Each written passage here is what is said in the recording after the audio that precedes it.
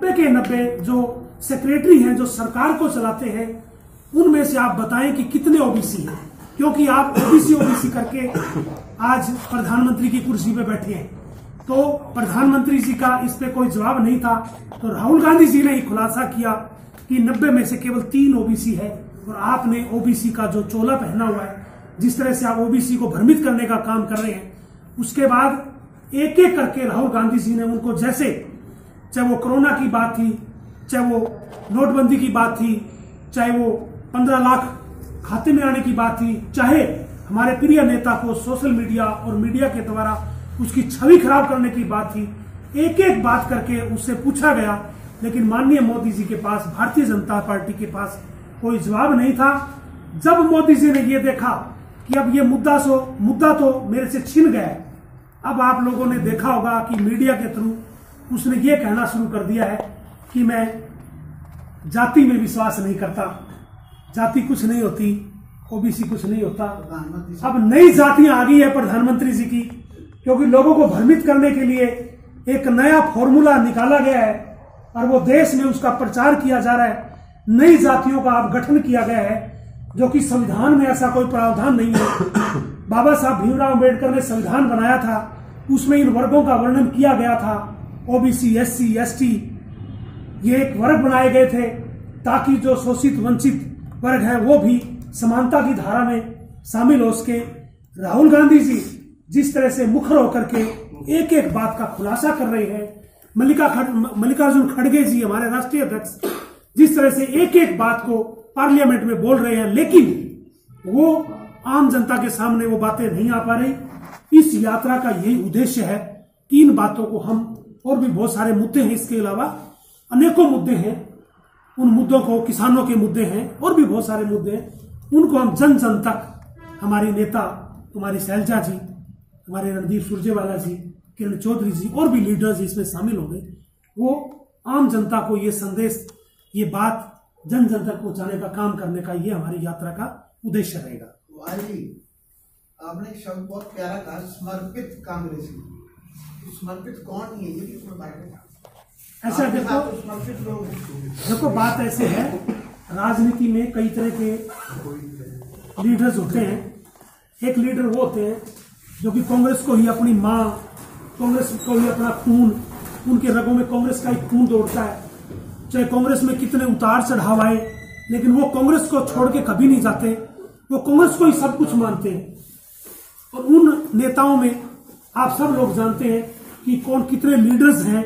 हम उन लोगों की बात करते हैं कि वो समर्पित भाव से काम करने वाले लीडर्स होते हैं, लेकिन ये नहीं है कि नेता सभी होते हैं, लीडर्स सभी काम करते हैं अपने अपने हिसाब से, सब लीडर्स एक सम्मानित होते हैं, सभी का हम किसी का वो नहीं करें, लेकिन एक समर्पण भाव से जो काम करता है, जिसने कांग्रेस को ही अपना सब कुछ माना है, हम उन लोगों को ये जरूर कहेंगे कि वे ये समर्पित भाव से काम करने वाले, ये कांग्रेस से कभी भी दूरी बना के नहीं चलते। तो सर जो बीच में कोई बीजेपी में चला गया, कोई नेलो में, फिर वापिस कांग्रेस में आ गया, या अलग अलग जगह चली जाती है, उनको आप समर्पित नहीं मानते, कांग्रेस नहीं मानते? नहीं, ऐसा नहीं है। बात समर्पण, देखो कैटेगरीज होती हैं, ये आप सब समझते हो इस बात को।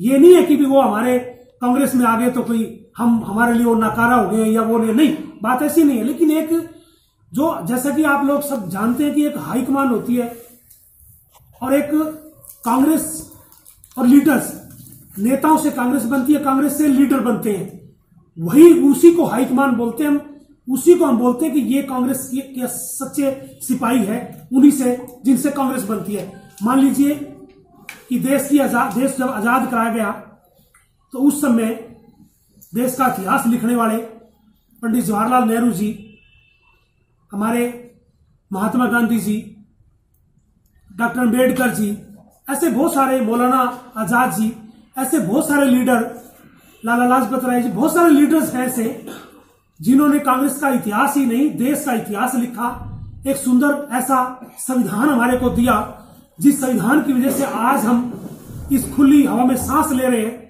और जिस तरह से हमने बोलने का ये हमें अधिकार मिला हुआ है।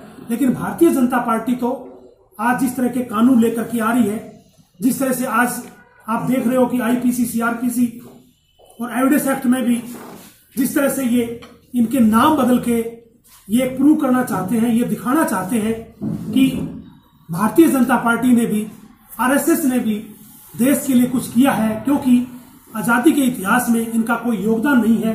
केवल नाम बदल के ये इतिहास में नाम लिखवाने का काम करने का इस तरह का एक ये इनका उद्देश्य है, ये रहता है। अन्यथा और कोई ऐसा इनका भारतीय जनता पार्टी का, आरएसएस का इतिहास नहीं है जिससे देश के लिए इन्होंने कुछ किया हो। मैं ऐसा सुनता हूँ, जब पढ़ता हूँ कि जब आजादी मिली तो महात्मा गांधी जी ने कहा कि कांग्रेस का उद्देश्य पूरा होगा और इसको भंग करना, ये सच है? ऐसा देखो, बात ये नहीं थी, क्योंकि अलग अलग तरह के लोग उसमें शामिल थे। उनका उद्देश्य ये नहीं था कि कांग्रेस शब्द ही खत्म कर दिया जाए, ये ऐसा कुछ नहीं था। ऐसा कभी हमने इतिहास में पढ़ा भी नहीं है। हाँ, ये जरूर उनका था कि भाई कांग्रेस में कई ऐसे लोग ना आ जाएं, जैसे कि मैंने अभी आप लोगों को बोला कि समर्पित कांग्रेसी हैं, भाई ये समर्पित लोग इसके अंदर हैं आज, भाई ऐसे लोगों का कहीं पदार्पण ना हो जाए कि जिससे कि कांग्रेस का जो इतिहास एक रहा है वो इतिहास में किसी तरह की कोई ऐसी खामी ना है। उनका उद्देश्य यही था और ये इसीलिए मैंने ये बात आप लोगों को बताई अभी। ग्वाल जी 11 फरवरी तक ये यात्रा चलेगी। इस यात्रा के दौरान कोई एकता का संदेश भी दिया जाएगा, तो सारे लीडर है वो एक मंच पे आ पाएंगे? बिल्कुल ऐसा है। देखो, एक मंच पे ऐसा नहीं है, सभी जितने भी लीडर्स हैं सभी को इस कांग्रेस संदेश यात्रा का निमंत्रण दिया जा रहा है और बाकायदा उनको रूट भी बताए जा रहे हैं कि भाई ये रूट रहेगा। जिस लीडर्स के पास जहाँ पे टाइम होगा वो शामिल भी होंगे।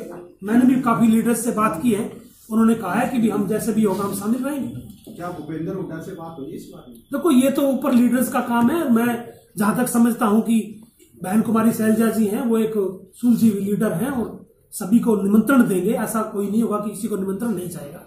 ये मेरी अपनी समझ के मुताबिक मैं बता रहा हूं। ठीक है।